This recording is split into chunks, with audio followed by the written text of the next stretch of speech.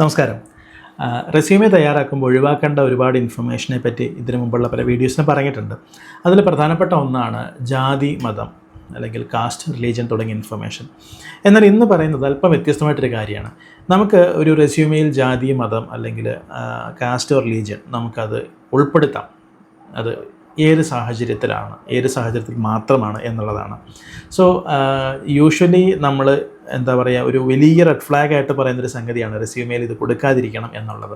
പക്ഷേ ഇന്നും പലരും ബയോഡേറ്റ എന്നുള്ള രീതിയിൽ തന്നെ റെസ്യൂമെ കാണുന്നത് കൊണ്ട് ജാതി, മതം ഒക്കെ ഉള്ളത് ആഡ് ചെയ്യുകയും ചെയ്യും.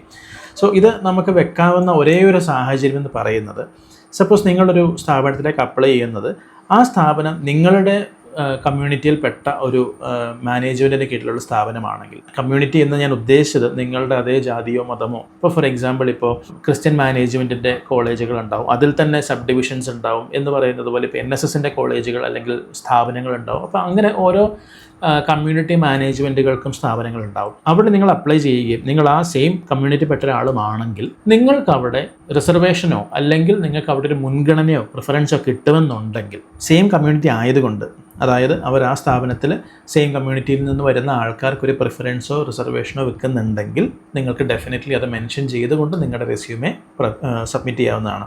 അതായത് നിങ്ങളുടെ ഡീറ്റെയിൽസ്, കാസ്റ്റ്, റിലീജിയൻ ഡീറ്റെയിൽസ് ഏതാണോ ആവശ്യം അത് നിങ്ങൾക്ക് ഉൾപ്പെടുത്താവുന്നതാണ്. അതുകൊണ്ട് നിങ്ങൾക്ക് ആ ജോലി കിട്ടാനുള്ള സാധ്യത കൂടുമെങ്കിൽ ഡെഫിനറ്റ്ലി യു ക്യാൻ കീപ്.